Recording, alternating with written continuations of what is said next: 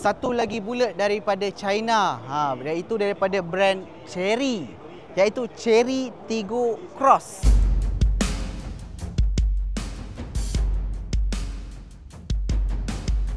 Kereta ni menggunakan teknologi hybrid.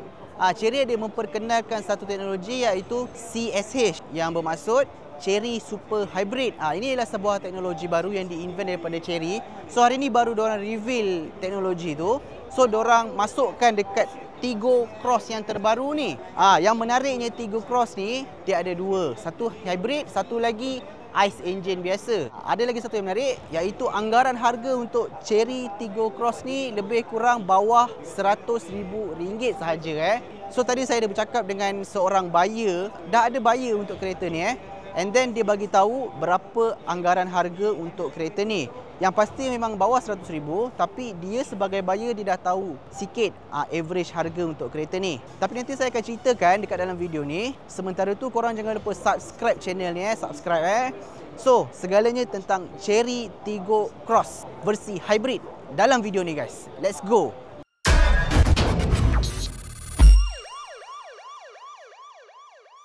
Okey, dekat sebelah saya ni sebuah kereta Chery Tiggo Cross ada orang baru preview. Anggaran harga dia nanti korang tunggu grand launch nanti akan datang. Tapi dah ada buyer kereta ni So kereta ni dia menggunakan teknologi hybrid. Tapi saya cerita dulu untuk ICE engine dia. Dia menggunakan enjin 1.5 liter turbo 6 transmission DCT. Yang ni untuk variant ICE engine dia 147 PS horsepower dan 210 Nm of torque. Tapi yang versi hybrid ni lagi power So dia menggunakan enjin sistem hybrid. So dia punya performance dia lebih kurang 102 PS horsepower dan 125 Nm of torque. But yang tu untuk enjin dia. Tapi untuk hybrid dia tambah lagi, iaitu lebih kurang 204 PS horsepower dan 310 Nm of torque. So kalau korang combine engine dengan hybrid dia, korang akan dapat lebih kurang 300 lebih PS horsepower dan 400 lebih Nm of torque. Dengan kereta yang boleh kata mid-size SUV, kompetitor untuk kereta ni ialah Pro2 Ativa sebab dia crossover yang lebih kurang kecil. Dia tak ada sebesar Chery Tiggo 7 Pro, tapi dia tak adalah sekecil macam Ativa.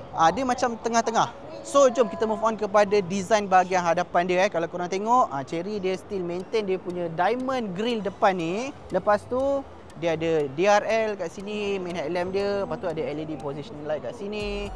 Lepas tu bahagian tepi dia korang tengok dia ada menggunakan sport rim size 17 inci dual tone Lepas tu bahagian belakang dia, sinilah sebab itu dia ada stiker So bahagian belakang dia ada tulisan Chery kat sini, ada tulis hybrid ni teknologi hybrid. Lepas tu ada tulis Tiggo. Lepas tu ada Tiggo Cross CSH. CSH ni Chery Super Hybrid Lepas tu ada spoiler juga. Tak adalah besar sangat spoiler kat sini. Tengok sikit boot dia. Oh, dia tak ada power boot Korang kena buka sendiri manual. Dia punya boot space dia boleh tahan besar lebih kurang dalam 300 ke 400 liter boot space, lebih kurang macam tu. Tak ada tayar spare. Sebagai hybrid kan mana tayar spare. And then jom kita tengok ke bahagian dalaman dia. Tapi sebelum tu korang tengok sebelah ni. Dia letak basikal dekat belakang kereta ni So korang boleh gunalah idea ni untuk korang bawa basikal kalau korang nak cycling petang-petang, guna kereta ni. So jom bahagian dalaman dia. Okay, dari segi bahagian dalaman Chery Tiggo Cross ni kalau korang tengok dia punya meter cluster dengan infotainment system dia bersambung kiri ke kanan. Ini digital meter cluster. Lepas tu dia punya steering dia flat bottom. Lepas tu ada soft touch dekat dashboard ni. Soft touch. Ada macam wood accent kat sini tapi dia cat warna kelabu lah. Lepas tu yang ni best. Dia ada button. Even yang ni touchscreen, dia punya aircon controller dia, tapi dia ada juga dekat sini korang boleh control volume up, volume down, AVM, around view monitor korang boleh control. Dia still ada 360 camera untuk Tiggo Cross ni. Tapi dia ada dua button dekat sini. Button ni memang sangat berguna sebab apa? Sebab bila korang tengah drive kereta ni, korang kena concentrate dekat depan jalan kan. So korang nak touch susah. So Chery bijak, dia letak dua button ni untuk korang control masa korang drive. So easy ada physical button. Lepas tu gear lever dia, okey. Ada macam tempat letak tisu kat sini. Ada dua cup holder. Lepas tu bahagian bawah ni pun ada compartment. Bahagian bawah ni Ada USB port juga dekat bawah. Lepas tu dia punya seating dia, position dia. Seat dia ada electronic power seat. Memang korang boleh control je daripada sini. Lepas tu ni ada macam bintik-bintik ni tau. Saya rasa kereta ni ada ventilation seat dengan heat seat sebab dia bintik-bintik ni kan. So tak ada panoramic roof. Korang center compartment dia boleh tahan dalam juga dalam ni. So kereta ni pun dilengkapi dengan sistem ADAS Right, jom kita tengok bahagian belakang dia. Alright, daripada segi bahagian belakang kita start dari seating position bahagian belakang.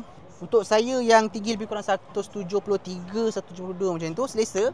Ada space lagi kat sini, legroom. Cuma bawah ni korang tak boleh nak lunjur sampai bawah lah sebab dia agak sempit.